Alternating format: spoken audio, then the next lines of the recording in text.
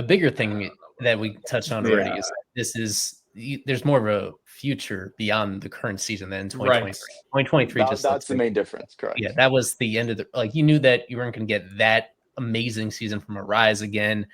You knew that Jorge Soler was great that year, and all likelihood he was going to leave in free agency, so he was going to be gone. And from the farm system perspective, they had to trade several guys at the deadline just to put together that team. It was one of the worst systems of baseball at that moment, whereas right now, certainly top half, if not top 10 farm system in the league, with a lot of guys that are, as we touched on, one level away, and their debuts are imminent. And then also the fact that so many pieces of this team are rookies, so many rookies that you naturally expect to improve. Not all of them are going to have linear development. Not all of them are going to take a step forward next year, but some of them will. Some of them will.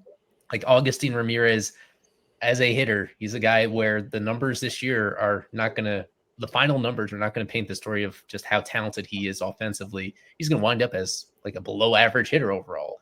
But in the ability that he has, like he's a guy that his numbers could take a pretty huge step forward once he's not catching, and also just once he has this extra experience he hits some baseballs that honestly it feels like he defies like the laws of physics. Sometimes he's so gifted in hitting balls that are not even close to the zone hard, which is very that like Pete Crow Armstrong kind of thing that we're seeing of late, where guys can just somehow put good wood on balls that they shouldn't be able to put good wood on. He's up there with just some of the most talented, I guess, hitters in which when he makes a mistake, it turns out to be a good result, which is really, he's so exciting to watch. But I think the coolest thing about this team is because I look at this roster overall and I say, like, there are definitely guys that could be role players next year. I'm not sure how many of those guys are like bona fide, like this guy would be starting on every major league team. But I do think that in free agency, there are so many ways to supplement that. And if you like, especially if you lock down first base with, I don't know, Ryan O'Hearn, something like somebody that's like still young enough to, provide some extra juice, but not, too old, and like you don't want to sign. Yeah, I mean Eric Wagman's right in front of you, man. Come on. Oh yeah, I genuinely thought that was going to work out for the Marlins, but I mean, definitely didn't. In what way? He was one of those like peripheral darling guys that like so many people were like, oh, watch out for this guy, watch out for this guy. I heard his name so many times. I know a lot of people in my like Phillies circle wanted to take a flyer on him, just as like a I don't know, a utility bench guy. At the bank would make a little sense, honestly. But I don't know. I thought it would work out, but it definitely didn't. But like somebody like Ryan O'Hearn, just somebody that locks down first base and just provides a constant middle of the order bat. But then like, I don't know, go get some of these like Rob Refsnyder would be an awesome Marlin. Like just a guy that you could platoon with like any of your left-handed, guys. Is that something that somebody said before? Well, no, I'll hop on that just to say that Refsnyder was originally in the Yankees organization. Right. So my dad is a diehard Yankees fan, and it boggles my mind that he's still like a good big leaguer all these years later. Because he wasn't that good. Wasn't that good when he initially came up with the Yankees? There is nobody I want the Phillies to sign more this offseason. But because I'm just looking at who's available. But like, or Ahmed Rosario, right? Just somebody that can supplement. He hits left-handed pitching so well. Like it really is just like, this is a very left-hand heavy lineup, at least with your heavy hitters. So I don't know. I feel like that makes some sense. I don't know. Just getting some supplemental guys that in the aggregate can help, offset some of the weaknesses, and then, just shoring up pitching. But one big bat would do a lot of good to this lineup, and that's exciting. So I don't know. There's so much to be happy about if you're a Marlins. I also think, like, at least on the position player side, and if we're talking about signings, they need a veteran presence in there. Totally, like 100%. It's such a young team, and hey, Miguel Rojas is going to be a free agent. Let's not start. No, I'm just saying. No, nope. I'll pass. nothing against him. Just no more Jazz, no problem. That's true. I do want to ask you both. Like, we can start with Eli. Like, you look at the rotation, like it's pretty awesome, right? Like, you look at these position players. You think there's a window next year? Do you think they do a couple little things? Obviously, you're banking on Thomas and Snelling. You're hoping Joe Max somewhat could hold it down, right? But it would be an upgrade defensively. Like, 100%. You've got guys there.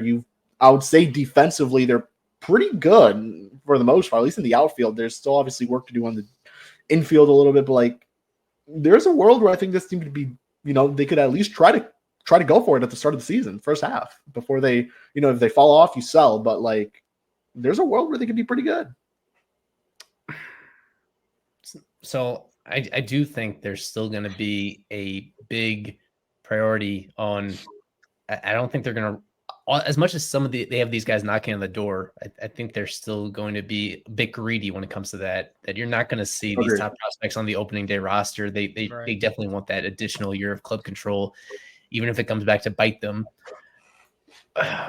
And I also think when it comes to the spending, that there's going to be a willingness to spend on 1-year deals. I'm not sure what that is going to look like when it comes to players insisting on multiple year deals, with the fact that the CBA is coming up.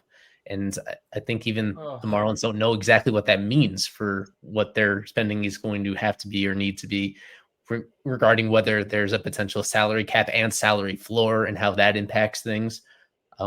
So I feel like there's still somewhat of a limited universe of players that they're going to go after, just because of the uncertainty surrounding that CBA coming into effect and potential changes that it comes to it.